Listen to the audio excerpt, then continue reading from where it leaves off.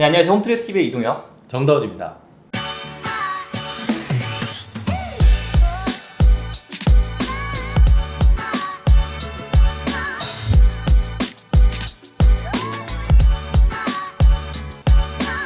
네, 2019 월간 홈트리오 5로 세 번째 모델 발표되었습니다. 이번 모델 같은 경우에는 저희가 좀 독특한 형태로 발표를 했어요. 항상 단독형, 이제 1세대나 2세대만 사는 주택을 계획을 하다가 이번 모델 같은 경우에는 3세대, 그러니까 아버님과 그리고 자녀, 그리고 손자까지 살 수 있는 그런 주택을 저희가 기획을 했습니다. 총 면적 99평이고요. 캥거루 주택에 살다라는 제목으로 저희가 발표를 진행했습니다. 저희가 보통 연간 50채를 진행을 하는데 50채 중에 거의 40채에서 45채 사이가 목조로 저희가 지어지고 있는데 이번 주택을 기획할 때 도심형이면서 규모가 있다 보니까 저희가 목조가 아닌 철근 콘크리트 공법으로 진행을 했고요. 1층은 137.51제곱미터고요. 2층은 146.80제곱미터. 여기는 다락도 존재를 해요. 그래서 44.90제곱미터가 다락으로 저희가 설계를 진행했습니다. 예상 총 건축비는 저희가 부가세 포함 7억 100만 원에 예산을 잡았습니다. 네, 외관 같은 경우에는 도심형 주택이죠. 도심에 어울릴 만한, 그리고 좀 단단해 보이는 이미지를 저희가 주고 싶어서 이렇게 디자인했는데요. 한번 설명을 부탁드리겠습니다. 외관적인 특징은 이 집의 크기, 오로지 이 집의 크기로 승부를 하는 디자인을 만들어져 있고요.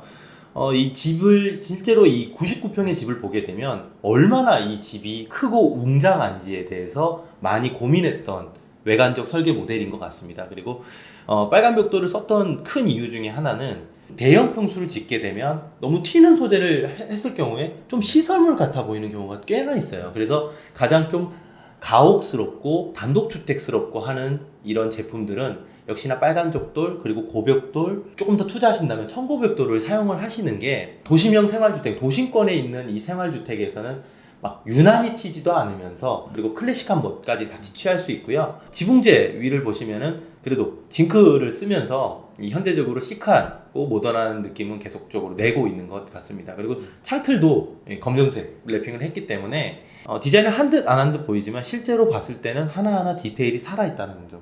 도심형 주택, 이렇게 좀 규모가 있는 99평이 말이 99평이지 실제 보면요 어마어마해요. 네, 엄청 커요. 네, 아마 내부 둘러보는데도 꽤 걸리거든요. 맞습니다. 그러니까 이렇게 웅장한 이 대형 평수대의 집을 짓다 보면은 이 외관 디자인을 어떻게 해야지만이 또 너무 확 튀지 않고 그냥 무던던한 느낌의 도심형 주택, 그러니까 땅 자체에 건폐율과 용적률을 꽉 채워서 짓는 거잖아요. 맞습니다. 네, 빈지 않게. 땅값이 워낙 비싸니까 그렇잖아요. 네, 낮으면 너무 낭비이기 때문에 꽉 채워서 일단 3세대 같이 거주할 수 있게 만들다 보니까 외장재에 대한 공부를 되게 많이 해요. 그래서 특히 옛날에 스타코플렉스도 써봤고 징크부터 고벽돌, 파벽돌 이제 조독식까지 다 써봤는데 요즘에는 이제 지진, 이 내진에 대한 부분 때문에 현재 쌓는 벽돌이 조적식은 솔직히 많이 저희가 좀 피하고 있는 편이고요. 고벽돌이나 붙인 파벽돌인데 실제 질감 자체는 거의 동일한 느낌으로 많이 진행을 하고 있어요. 사실 파벽돌 붙인 곳하고 조적하고 처음에 시공했을 때는 저도 사실 알기가 힘들 정도로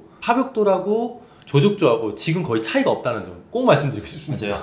그러니까 이 조적식 같은 경우에는 어디서 티가 나냐면은 창문 틀이 있잖아요. 그러니까 창문이 좀 더 들어가 있죠. 왜냐면 바깥 외장재 두께 때문에. 맞습니다. 그러니까 한 이게 반 정도의 사이즈를 보면 돼요. 그러니까 어떤 분들이 그래요. 이 무게감과 두께감 때문에 하고 싶다. 근데 오늘 솔직히 저희 생각에는 젊은 건축가 입장에서는 굳이 그렇게 해서 이게 돈이 많이 들어가잖아요.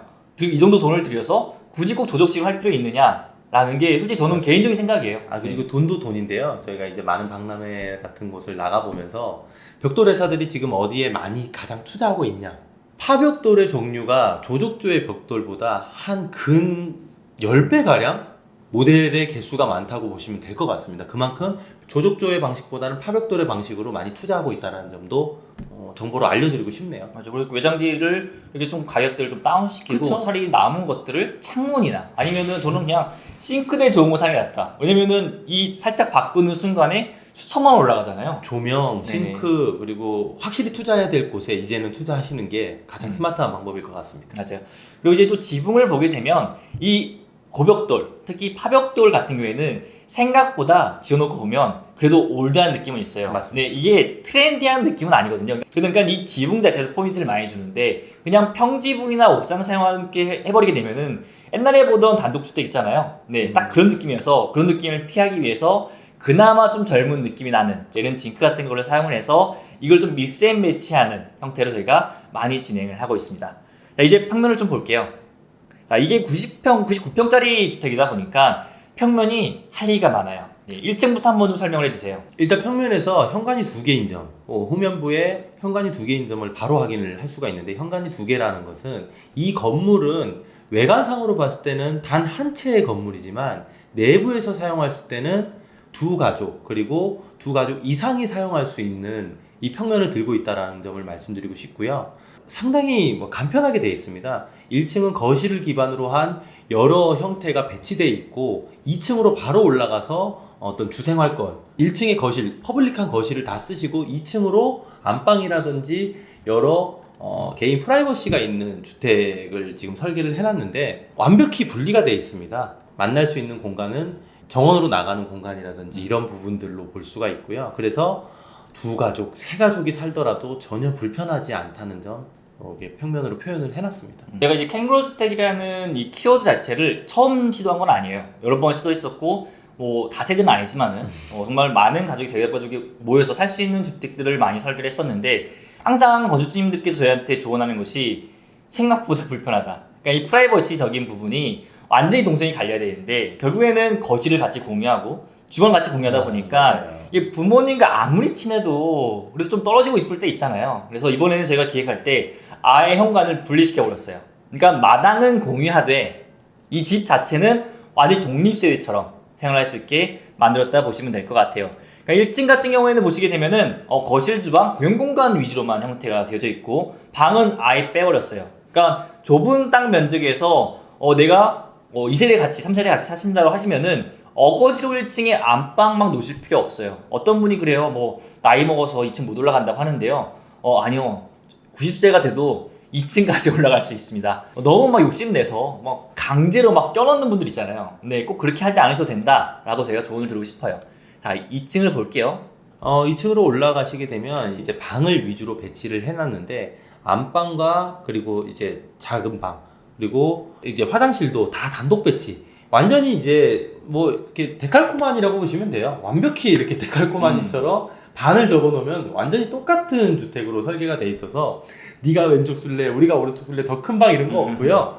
완벽하게 이제 이 두 집은 평면은 같대 스타일은 다르게, 인테리어적 스타일은 다르게 꾸며서 한 지붕이 이제 두 가족이 돼버리는 거죠. 그래서 평면적으로는 크게 막 어떤 특이하거나 이런 것들을 설명하기보다 인테리어적 측면으로 많이 설계를 접근을 하는 것이 정말 이 한 지붕 내에서도 두 가지의 집이 존재하는구나를 또 말씀드리고 싶어요. 맞아요. 이렇게 한 벽을, 가운데 벽을 공유하는 이런 주택 같은 경우에는 일단은 건축비가 일단 세이브가 됩니다. 완전히 독립적으로 따로 떨어뜨려 놓게 되면은 건축비가 증가할 수밖에 없는데, 이렇게 한쪽 벽을 공유하면서 같이 하게 되면은 땅콩주택의 거의 확장판이라고 보셔도 될 것 같아요.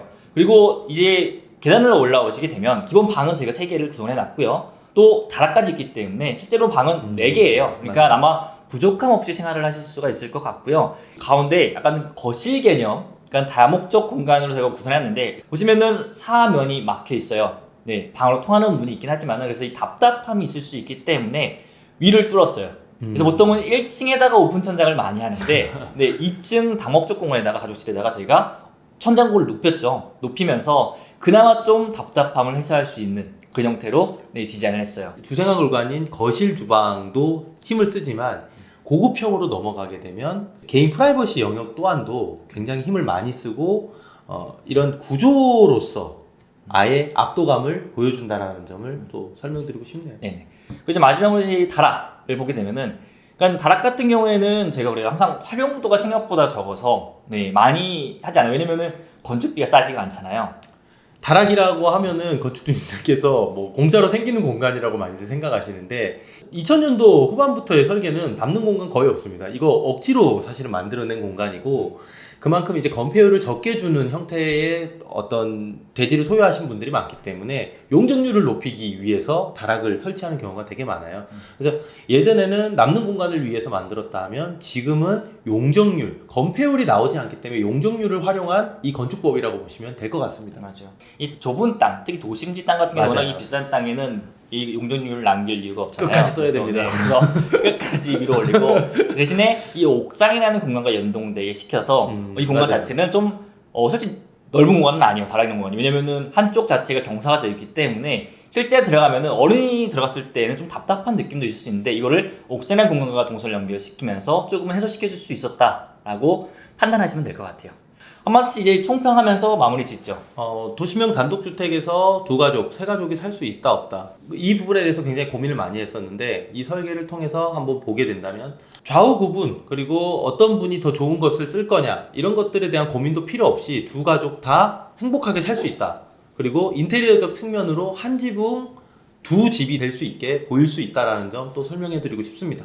옛날에는 저도 이제 혼자 살던 때가 있었기 때문에 혼자 살면 그게 편했거든요. 네. 근데 최근 또 나이를 먹다 보니까 또 아이를 키우다 보니까 이제는 부모님과 좀 합쳐서 왜냐면은 지금 아파트 빚도 몇 억이 있거든요. 네. 그러니까 같이 좀 세이브를 시킬 수 있는 방법을 많이 찾고 있는데 이번 주택이 그렇게 저와 똑같은 생각을 갖고 계신 분들에게는 컨셉적인 부분이 좀 맞는 모델이지 않을까라고 생각을 합니다. 이 캥거루 주택 이번 모델 같은 경우에는 여러분들이 부모님과 같이 살고 싶다. 그리고 좀 독립적으로 살고 싶다. 마당만 공유하고 싶다 하시는 분들이 좀 눈여겨보면 좋을 주택이라고 생각을 합니다. 네, 이번 월간 홈트리오 5호로 세 번째 모델은 여기까지입니다.